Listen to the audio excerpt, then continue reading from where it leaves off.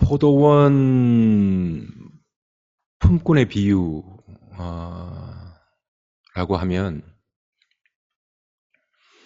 그 한두 번은 설교를 다 들어보셨던 내용이고 우리가 너무나도 잘 알고 있는 내용입니다. 오늘 본문의 내용은 이러한데요. 우리 시간으로 환산하면 6시, 오전 6시, 9시, 12시, 오후 5시에 각각 일꾼을 불러내죠. 그리고는 포도원에서 일을 하게 한 후에 나중에 약속한 임금을 지불하면서 생기는 일을 기록해 놓은 사건입니다. 이야기입니다. 오늘 여러분 성경 본문을 쭉 보시면서 좀 많이 찾아볼 텐데 무엇을 설명하기 위해서 하는 이야기인가 하면 20장 1절 천국은 마치 품꾼을 얻어 포도원에 들여보내려고 이른 아침에 나간 집 주인과 같다. 그래서 이 포도원 품꾼의 비유는 그 천국을 설명하기 위한 글이에요. 자, 천국이라고 하면 장소적 개념이잖아요. 천국이라고 하면 장소적 개념. 천국은 하와이와 같다, 몰디브와 같다 이러면 말이 되는데 천국이라는 장소적 개념을 사용하면서 뒤에 보면 집 주인과 같다, 존재적 개념으로 연결하고 있잖아요. 그러니까 사람들이 쉽게 오해한단 말이에요. 천국이라는 장소적 개념을 집 주인과 같으니 존재적 개념으로 연결하고 있으니 이게 뭔가 앞뒤가 안 맞는 것 같고 잘 설명이 안 된다, 오해된다 이런 겁니다. 결론부터 말씀드리면 천국은 주인의 마음을 아는 거예요. 장소적 개념을 뛰어넘습니다. 요한복음 17장 3절에 어떻게 나오는가 하면 영생은 곧 유일하신 참 하나님과 그가 보내신 자 예수 그리스도를 아는 것이다. 영생, 구원, 천국은 하나님을 아는 것이다. 예수님을 아는 것이다. 그래서 천국은 예수 안에 담긴 그 마음을 아는 것이다. 이렇게 말을 할 수가 있겠죠. 예수의 마음을 만나면 천국도 만나는 거고 예수를 만나면 행복도 만나는 거고 예수를 만나면 자유도 만나요. 예수 만나는 게 천국 만나는 거예요. 예수의 마음이 있는 그 어디나 뭐라 그럽니까? 하늘나라 이러잖아요. 그런데 대부분의 많은 이제 성도들이 그 천국, 행복, 자유, 회복 이런 단어를 장소적 개념, 소유적 개념, 물리적 개념으로 알고 있으니까 행복을 찾기 위해서 열심히 성취하고 무언가를 얻기 위해서 그렇게 열심히 달려가는 거일지도 모르겠다는 생각이 들어요. 그러니까 이것만 해결되면 천국이 올 것 같은 느낌, 이것만 해결되면, 이것만 가지면, 이것만 얻게 되면 천국을 소유할 것만 같은 느낌이 바로 물질적 개념, 장소적 개념, 어떤 소유적 개념 속에 다 포함되어 있는 이야기입니다. 어떤 주인인가? 천국은 주인과 같다라고 했는데 그 주인이 어떤 주인인가 하면 20장 2절에 보면 그가 하루 한 데나리온씩 품꾼들과 약속하여 포도원에 들여보내고. 오늘 본문을 가만히 보시면 주인이 품꾼을, 일꾼들을 왜 부를까요? 우리가 일반적인 우리 지식, 상식선에서 보면 그 주인이 일꾼을 부르는 이유는 단순하잖아요. 일을 시키려고 불러요. 근데 오늘 이 본문에는 일을 시키려고 라고 기록하고 있지 않고 포도원에 들여보내려고 라고 적혀 있어요. 뒤에도 나오겠습니다만 일을 시키려면 이런 사람 쓰면 안 돼요. 여러분, 우리 여성분들이 이렇게 노가다를 좀 이렇게 알바를 젊었을 때 해보신 적이 있을지 모르지만 저는 그런 경험이 있거든요. 군대를 제대하고 그 남자들 이렇게 한 번씩 좀 해보는 것 같아요. 현장에 나가보신 분이라면 충분히 이해가 돼요. 6시가 마감인데 5시까지 선택받지 못했다라는 건 뭔가 이렇게 우리말로 하자가 있는 거거든요.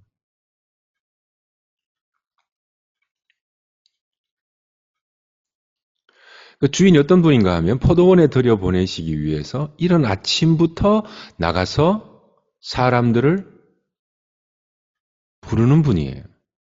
이게 주인의 마음이에요. 여러분, 이 본문을 얼마나 많이 오해하고 있는지 몰라요? 그러니까 이게 논리적으로나 합리적으로 이 본문을 보면 도무지 이해가 안 되는 거죠. 이제 어떤 분은 저한테 막 도발하듯 질문하신 분이 계세요. 목사님은 오전 6시부터 일하고, 뒤에 5시에 와서 똑같은 금액을 받으면 목사님 화 안 나겠습니까? 이렇게 도발하듯 묻는 사람들도 있었습니다. 여러분은 어떠세요? 똑같이 일했단 말이에요. 회사에 들어갔는데 어떤 분은 퇴근 1시간 전에 늘 일하고는 똑같은 임금을 받아간다. 아마 여러분들도 아마 별반 다르지 않을걸요? 그런데 오늘 이 본문은 우리 상식을 완전히 뛰어넘는 그 주인의 결정이 들어있어요. 마음이 들어있다고요. 뭐 짐작하시겠습니다만 제가 서두에 지금 몇 가지 단어, 문장을 해석만 해도 그 방향이 이런 방향이구나라는 걸 알게 될 겁니다. 그러니까 일을 시키기 위함이 아니라 포도원에 들여보내려고 하는 주인의 마음이에요. 일 시키려고 하는 게 아니에요. 뒤에 한번 찾아볼게요. 그래서 전혀 이렇게 놀고 서 있는 사람들이거든요.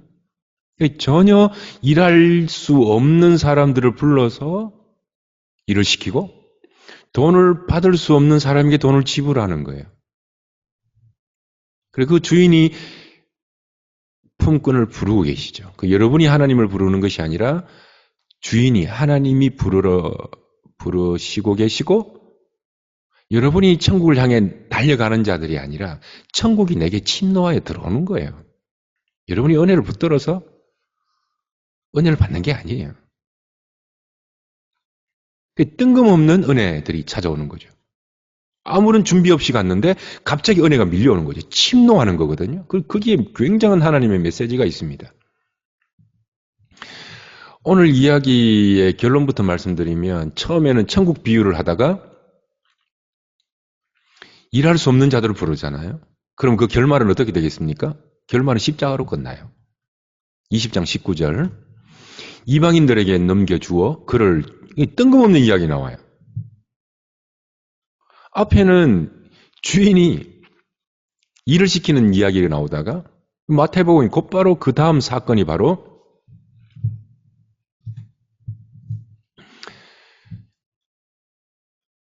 십자가에 못 박힌 예수 그리스도 이야기가 나와요. 이게 포도원 품꾼의 비유예요. 샌드위치처럼 앞과 뒤에 나타난 이야기의 결론입니다. 이제 조금 찾아볼까요? 20장 3절 또 제3시에 나가보니 오전 6시, 9시, 12시, 저녁 5시 이렇게 생각하시면 됩니다. 제3시에 나가보니 장터에 참 재밌는 표현이죠. 놀고 서 있네.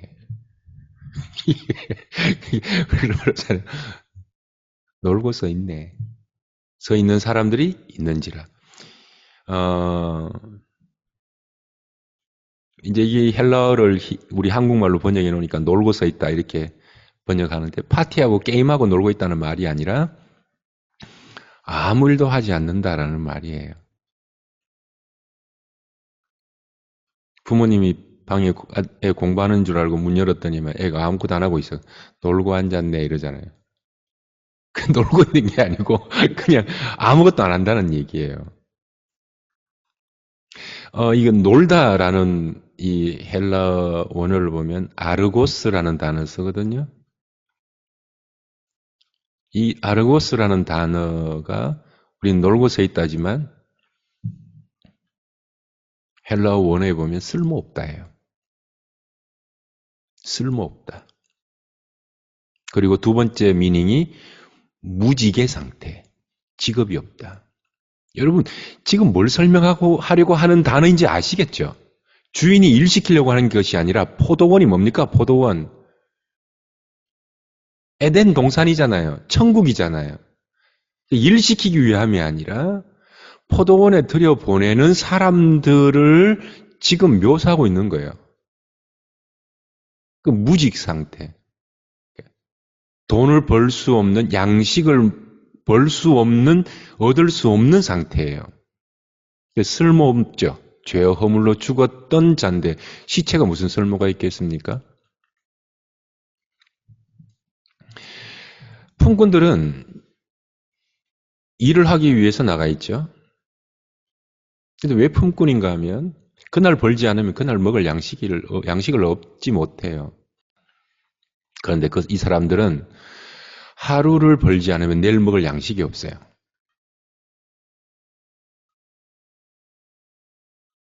그러니까 굉장히 절박하죠. 그들은 하루 품값으로 한 데나리온을 받아요. 하나를 받아요. 자, 한번 보세요. 한 데나리온은 그들에게 양식이에요. 지금 제가 쓰고 있는 단어가 어떤 걸 묘사하고 있는 단어인지 짐작이 되시죠? 한 데나리온은 그들이 먹을 양식이에요. 가족들이 먹을 생명이에요. 그러니까 한 데나리온을 약속한다는 것은 양식과 생명에 대한 약속이란 말이에요.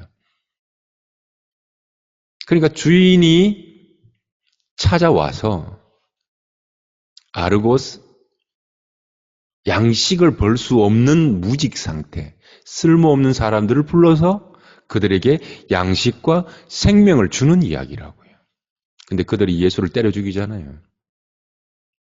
이건 논리적으로, 합리적으로, 경제적으로 풀 이야기 아니에요. 도무지 이해가 안 된다. 이렇게 풀 이야기가 아예 논란 자체가 시작되지 않는 본문이에요. 그 주인이 찾아가서 그들을 부르죠. 부르시는 장소가 포도원이에요. 아무 행위가 없이 구원에는 어떤 우리의 행위도 포함되지 않는다. 일을 시킬 목적이라면 서두에 말씀드린 것처럼 이런 사람을 쓰면 안 되죠. 놀고 서 있는 사람들 말입니다. 이유는 하나입니다. 양식과 생명을 주기 위해서 그들을 불러요. 뜬금없는 은혜를 주세요.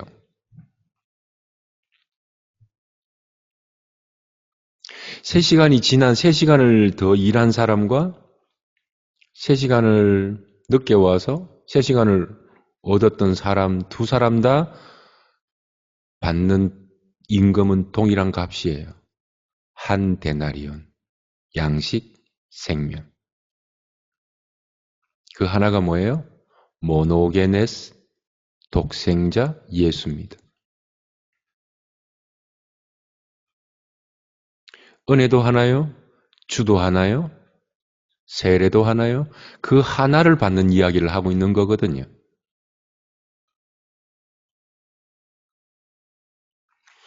(20장 5절) 제6시와 제9시에 또 나가 그와 같이 하고 20장 6절 제11시에도 이제 여기서 이제 문제가 발생합니다. 11시라고 말하면 마감 1시간 전 5시, 6시에 마감이거든요. 저녁 5시에 나가보니 서 있는 사람들이 또 있는지라. 일꾼을 구하러 나갔습니까? 나가보니 또 있습니까? 나가보니 또 있는 거예요. 그 일을 시키기 위함이 아니에요. 나가보니 놀고 서 있는 사람이 또 있는지라. 그 주인이 너무 안타까웠던 것 같아요. 이르되 너희는 어찌하여 종일토록 놀고 여기 서 있느냐. 1시간밖에 남지 않았죠. 너희는 어찌하여 여기 놀고 서 있냐? 이렇게 물었더니 20장 7절. 이 전형적인 이게 아르고스, 놀고 쓸모없고 게으르고 무직 상태에 있는 사람들의 전형적인 이야기입니다.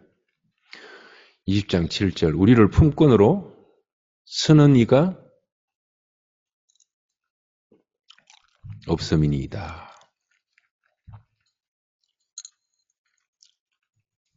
성실함을 배우든지 뭐라도 하든지 우리를 품꾼으로 쓰는 사람이 없습니다. 품꾼에게는 아무런 능력이나 성실함이나 구원을 얻을 기준이 되지 않는다는 말이에요. 그러니까 죄인들을 포도원, 에덴으로, 천국으로 불러들이는 비유를 어떻게 이렇게 적절하게 할 수 있을까요? 오후 5시에 부름받은 사람은 1시간밖에 남지 않았어요.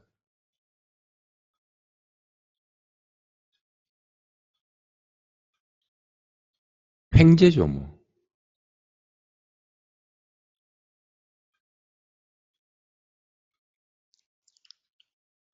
주인이 바보가 아닌 이상 이런 비효율성, 제로인 상태에서 사람을 쓰겠습니까? 이건 사업자가 아니에요. 사장이라면 이렇게 못해요. 그야말로 품꾼은 횡재한 인생입니다. 이게 뜬금없는 은혜죠. 종종 이런 말을 하시는 분이 있어요. 목사님, 하나님께서 우리를 진짜 부르신다면 평생 놀다가 죽기 한 1년 전에 하나님 앞에 나아가면 되지 않을까요? 그렇게 될 수 있는 게 부르심을 받지 못한 상태예요. 그런 마음이 드는 자체가 아직 은혜의 세계를 전혀 모른다는 거예요. 애 낳고 애 키우기 힘드니까 뭐든 맡겼다가 다 크면 데리고 오면 되네. 여러분, 애 키우는 게 힘들죠. 신앙생활하기 힘들죠. 예수 그리스도를 따르는 게 힘들죠. 그러나 애를 키우면서 거기서 주는 놀라운 그 기쁨과 행복이 있단 말이에요.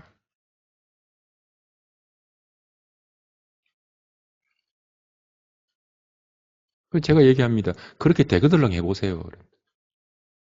실컷 놀다가 죽기 1년 전에 부르실지 안 부르실지는 제가 잘 모르겠습니다만 한번 해보시라고. 그렇게 된다 그러면 다행이 아니라 그렇게 된다, 평생 놀다가 그렇게 된다면 그야말로 큰일입니다.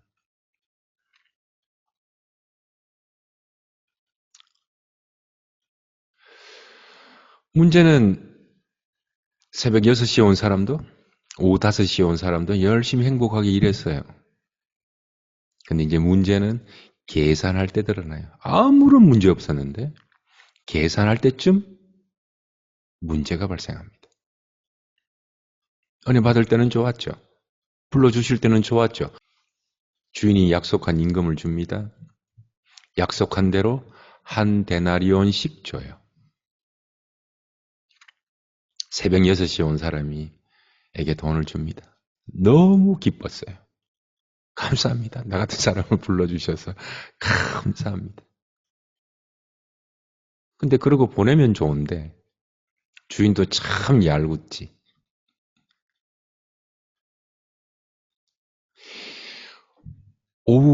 오전 9시에 자기보다 3시간 늦게 온 사람에게 돈을 줍니다. 근데 똑같은 돈을 주네요. 순간적으로 뭔가 잘못 줬나 보다 하고 생각하실지 몰라요. 이건 뭔가 잘못됐는데 에이 근데 뭐 3시간 정도야 하고는 참습니다.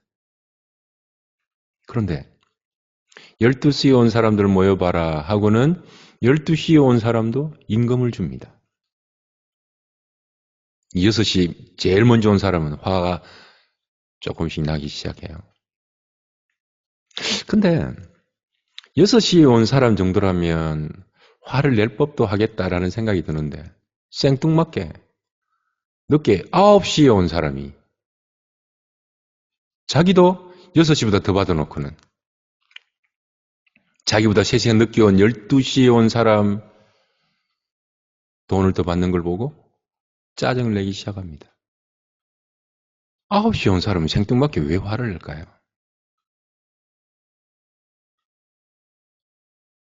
문제는 오후 5시에 온 사람입니다. 6시에 온 사람, 9시에 온 사람, 12시에 온 사람까지 모두 들고 일어나는 사건이 일어납니다. 비리비리한 사람이 오후 5시 얼마나 비리비리했으면 아무도 안 뽑았겠어요? 그리고 오후 5시 슬래퍼 삼선 추리닝 입고 슬래퍼 질질 끌고 막 껌 찍찍 씹으면서 온 사람이 돈을 주는데 똑같이 주네요.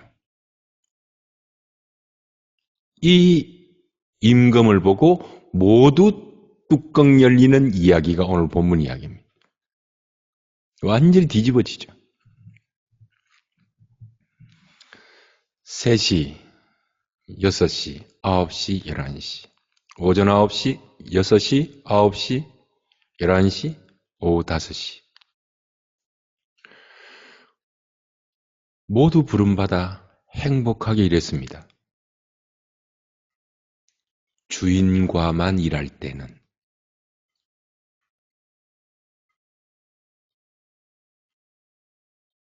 그런데 언제 그 행복이 깨지는 줄 아십니까? 주인이 아니라 서로를 비교할 때 행복은 와장창 깨집니다.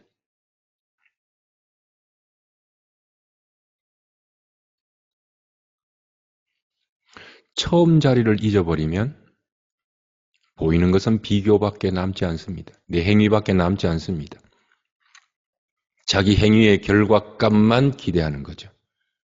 오늘날 정말 많은 성도들이 은혜로 시작했다가 자기 행위로 마치는 게 이런 겁니다. 눈물 콧물 흘리면서 하나님의 은혜에 감사하다고 이야기하는데 주인과 머물 때는 행복했어요. 20장 11절 12절 받은 후 집 주인을 원망하여 나중 온 이 사람은 성경 표현에 이 사람은 이라고 하지만 아마 그 사람들 입에서는 이 사람이 아니었을 거예요. 이 XX 막 얘기할 거예요. 이 사람들은 1시간밖에 일하지 아니하였거늘 그들은 종일 수고하여 더위를 견딘 우리와 같게 하였나이다.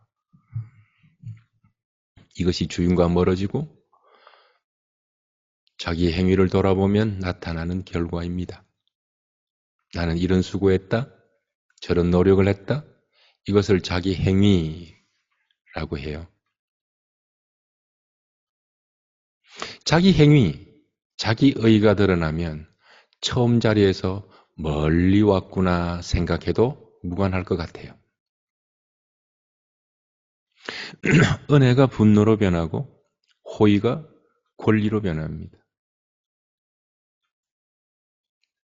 그래서 은혜를 베푸는 주인이 창으로 찔려 십자가로 마무리되는 이상한 이야기가 오늘 포도원 주인의 이야기입니다.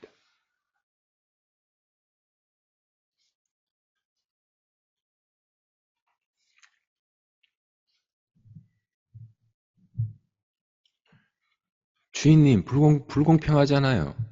불공정하잖아요. 주인이 이런 말을 합니다. 20장 15절. 네 것을 가지고, 내 것을 가지고 내 뜻대로 할 것이 아니냐. 내가 선한데 네가 악하게 보느냐? 내 것 가지고 내 마음대로 하는데 네가 무슨 상관이냐? 너 얼마 약속받았지? 한 데나리온이냐? 한 데나리온 들고 가거라. 마치 좀 냉정한 사장 이야기 같잖아요. 여러분 질문 하나 던져볼게요. 임금을 줄 때, 일한 값을 줄 때, 월급을 줄 때 일한 만큼 순차적으로 일한 만큼만 주면 누가 제일 이득 볼까요?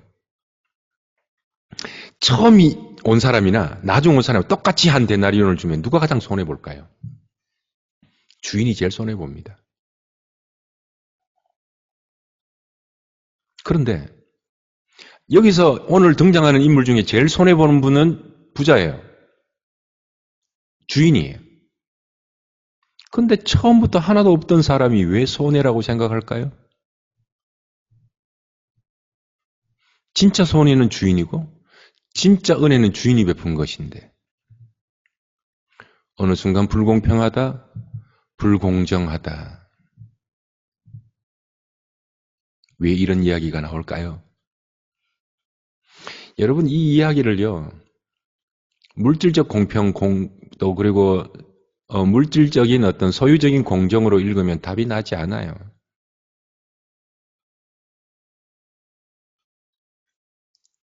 여러분 내 인생의 주인이 따로 있다는 것을 이해하지 못하면 내가 나의 인생관으로는 절대 이해 안 되는 본문이에요. 내가 오늘 받았던 이 한 데나리온의 주인이 있다는 사실을 인정하지 않으면 이 본문 안 풀립니다. 나에게 오늘 주어진 모든 것이 주님께서 나에게 맡겨주신 청지기로서의 소유라는 것을 만나지 않으면 이 본문 안 열려요.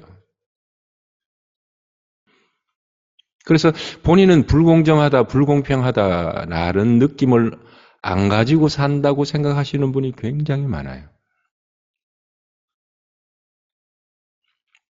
근데 불공정하다? 엄폐한 거죠. 불공평하다는 것은 많이 가진 사람이 느끼는 감정은 아니잖아요. 그죠? 가진 사람들은 이렇게 안 느껴요. 오히려 가진 사람들은 불공평한 게 좋아요. 물질 소유가 몰리니까. 뭐, 니나 내나 다 돈 벌면 싫어하잖아요. 그죠? 불공평한 걸 좋아해요. 권력인 일수록. 높이 올라갈수록. 근데 이걸 느낀다? 우리는 잘 안 사용해서 나는 없다 생각할지 모르지만 불만족이라는 단어로 바꾸면 직접적으로 연결되어 있습니다. 근데 불만족은 지금 나에게 주어진 것에 대한 만족, 즉 감사가 없음을 말합니다. 그러니까 이건 여러분이 제일 잘 알아요. 감사가 없다면 여러분은 정확하게 불공평하다, 불공정하다는 마음을 가지고 살아가는 겁니다. 뼛속 깊이 우리는 불공정하다, 불공평하다라고 생각하고 있구나. 말은 교회 와서 신자로 살아가서 이 단어를 사용하고 있지 않지만 조금 더 생각해 볼까요? 내가 만족스럽지 못해요. 지금 나에게 주어진 것에 대한 감사가 없어요. 본인이 제일 잘 알아요, 이건. 그 결과가 뭘까요? 불공평, 불만족을 채우려고 할 거 아니에요. 그래서 인간은 쉬지 못합니다. 감사하지 못하는 사람은 쉬지 못합니다. 끊임없이 일하는 굴레와 집착 속에 빠져들어갑니다. 근데 무서운 건 오히려 신자들이에요. 이 단어를 사용하지 않아서 내가 불공평하다, 불공정하다라는 마음을 가지고 사는지조차도 모를 수 있다. 주인이 주려고 하는 것은 하나, 모노게네스, 예수, 데나리온, 돈, 먹을 양식과 생명을 주는 겁니다. 하나님께서 우리의 주인 되신 아버지께서 우리의 양식을 먹이시고 생명을 주시는 분이시죠. 근데 그게 만족스럽지 않아요. 뭘 얘기할까요? 먼저 된 자가 나중된대요. 은혜로부터 미끄러진 자예요. 등수 바뀐다는 정도가 아니에요.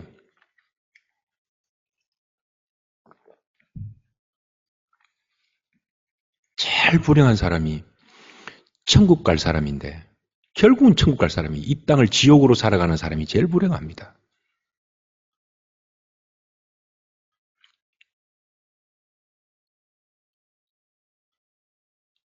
품꾼들은 그분과 있을 때는 행복했어요. 6시 일한 사람이든 5시 일한 사람이든 행복했습니다. 감사했습니다. 우리의 인생도 은혜를 받고도 처음에는 감사하다가 이유가 명확하지는 않지만 어느 순간 감사가 사라져요. 호의가 권리로 바뀌고 감사가 분노와 짜증과 불안으로 바뀌어 버립니다. 그래서 끊임없이 무언가를 만족하지 못하니까 무언가를 채우려고 해요. 그래서 여유가 없어요. 깊이 있게 대화할 수 있는 마음의 여유가 없어요. 여러분이 남의 얘기를 한번 들어보시면 여러분의 마음 상태를 알아요. 내가 저 사람의 마음을 들어줄 여유가 없구나를 금방 알게 될 겁니다. 내 얘기하기 바쁘지.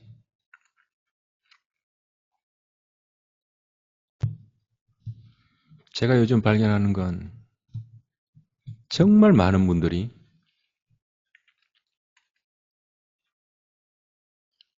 무엇인가에 쫓겨 있구나. 뭔지는 모르겠어요. 무엇인가에 쫓겨 살아간다. 우리는 하나님의 은혜가 필요해요. 1차적 원인은 그 사람이나 나에게 있지 않다. 무언가 불만족스러운 원인이 그 사람이나 나에게 있지 않다라는 이야기를 먼저 드리고 싶어요. 죄에 있다.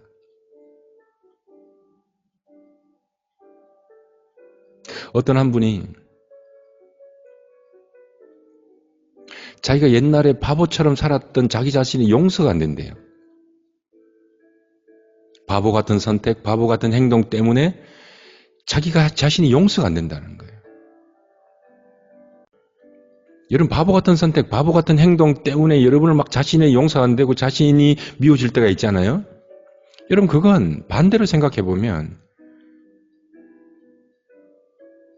나는 하나님이 아니면 아무것도 아님을 드러내주는 사건일 뿐이에요.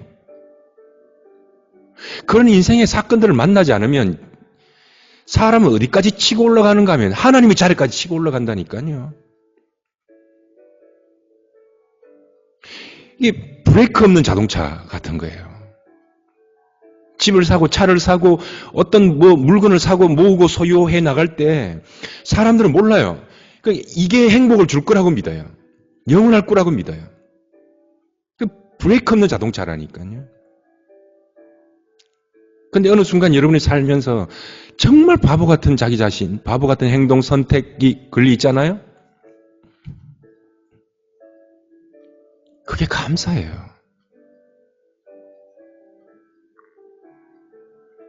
여러분 용서하지 않잖아요. 누구를?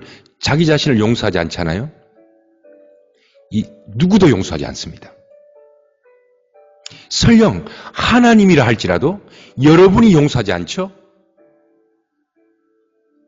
여러분 자유해질 수 없습니다. 우리 속에 뼛속 깊이 불공평하다, 불만족스럽다, 감사가 없다라는 걸 이 본문을 통해서 우리는 1차적으로 알아야 되고 내가 그런 사람이었구나라는 걸 인식하는 것이고 그럴 때 거기에 오랫동안 머물지 말고 곧바로 자기 자신을 용서하는 겁니다. 용서는 감정으로 하는 게 아니에요. 순종으로 하고 믿음으로 하는 거지. 제가 나는 너무 바보 같은 행동을 했어요. 너무 바보 같은 선택을 했어요. 라고 말할 때 저는 드라마틱한 용서 이걸 바라지 않아요. 극적인 어떤 그런 용서, 눈물 콧물 흘리면서 내가 나를 용서하노라 이거 바라지 않아요. 용서는 명령하는 겁니다. 자기 자신에게. 너 두려워서 그랬어. 아직 미숙해서 그랬어. 네가 언제 용기를 내고 언제 참아야 될지를 아직 몰라서 진짜 너 용기 낼 때를 안다면 너 그러지 않을 거야 앞으로. 따라해봐. 무서워서 그랬다고. 두려워서 그랬다고. 바보 같은 행동이라고 말하지 말고 언제 용기를 내야 할지 몰라서 그랬다고.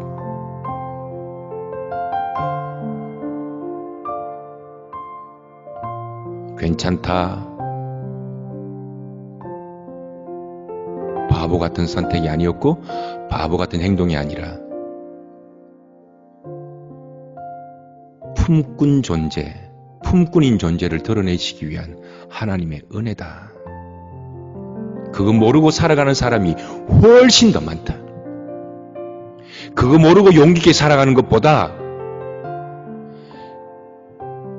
겁 많고 벌벌벌 떨면서도 오히려 하나님의 은혜 깨닫는 게 낫다.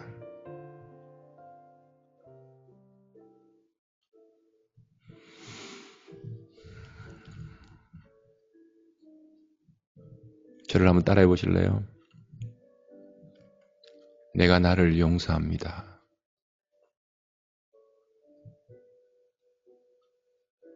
저는 겁이 많아요. 저는 두려움이 많아요. 따라 하시라니까요. 언제 용기를 내야 할지 잘 몰라요. 그러나 이 사실을 통해서 내가 어떤 존재인가를 드러내 주셔서 감사합니다. 괜찮다.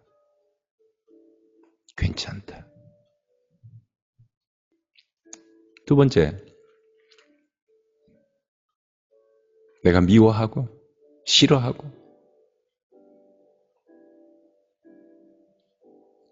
정말 용서가 안 되는 그 사람 있잖아요. 그건 어디서 온다고요? 불만족에서 와요. 불만족에서 와요. 용서 못하는 게 무슨 이유인 줄 알아요? 만족하지 못해서 그래요.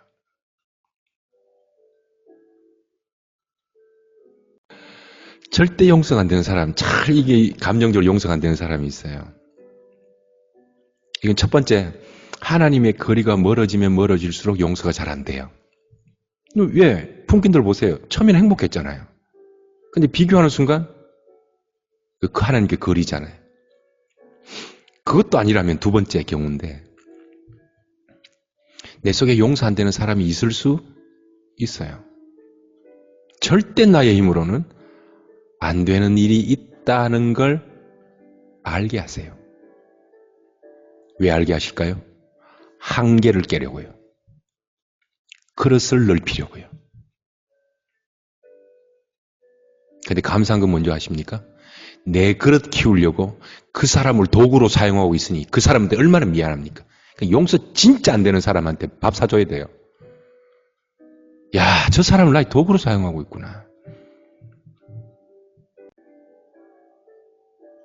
정말 현장에서 이 용서의 메시지를 통해서 몸이 낫고 병이 낫고 관계가 회복되는 건 정말 간증하라 그러면 좀 밤을 새서 간증할 수 있습니다. 용서는 잊어버리는 거 아니에요.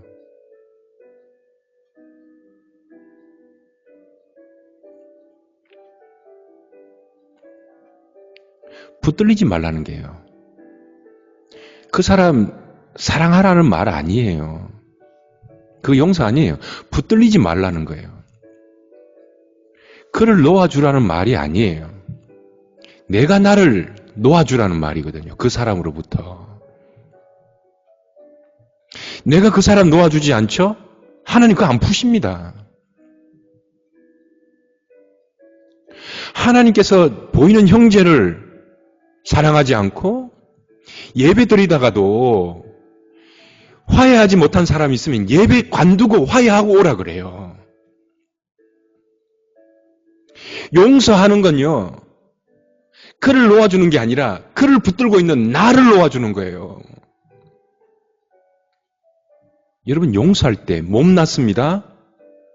몸이 삐뚤어져 있는 거 몸 막 바로 섭니다. 용서할 때 여러분의 묶인 감정들이 풀어집니다.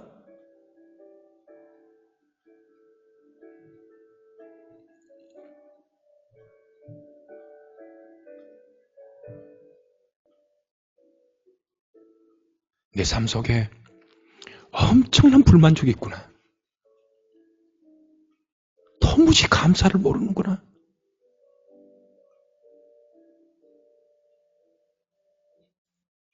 여러분 더 큰 은혜를 생각하시고 상처받은 그 사건보다 더 큰 은혜를 이 시간 하늘에서 한번 보세요.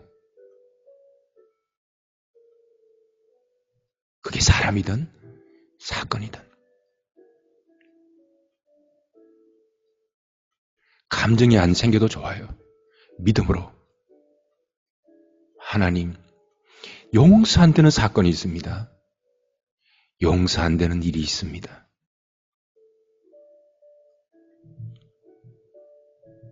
그 사람 용서하게 달라가 아니라 하나님 보게 해주세요. 하나님 바라보게 해주세요. 이 포도원의 품꾼처럼 늘 남과 비교하고 불공평하다고 느끼고 불공정하다고 느끼고 사실 그 마음속에는 단어로 사용하고 있지는 않았지만 우리 속에 엄청난 불만족, 감사가 없는 사람.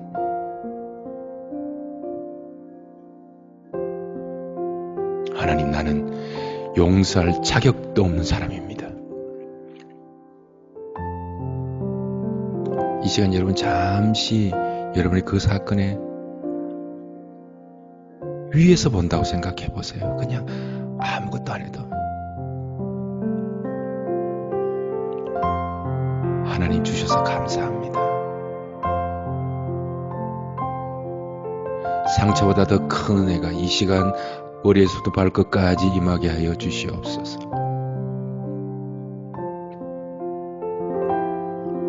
불만족이라는 단어는 사용하지 않았지만 내 속에 감사가 없어서 불만족한 걸 감추고 살았던 우리들을 용서하여 주시옵소서. 왜 이렇게 급하게 살아가는지, 왜 이렇게 조급하게 살아가는지, 왜 이렇게 무엇인가에 붙들려 있는지, 무엇인가에 집착하는지 이 시간 하늘로부터 나를 바라보며 이 시간 그 사람을 묻고 있는 나를 용서합니다. 나사렛 예수님 이름으로 나를 명령할 때에 성부와 성자와 성령의 이름으로 미워하여서 붙들려 있는 그 모든 것들로부터 풀릴지어다. 우리 척추가 바로 서고 우리 몸이 바로 서고 우리 몸속의 모든 염증들 마음의 병들로 생긴 모든 염증들 이 시간 나사렛 예수 이름으로 깨끗하게 해방될지어다. 마음의 염증들, 마음의 질병들, 마음의 암덩어리들 이 시간 나사렛 예수 이름으로 명할 때에 깨끗하게 치료될지어다.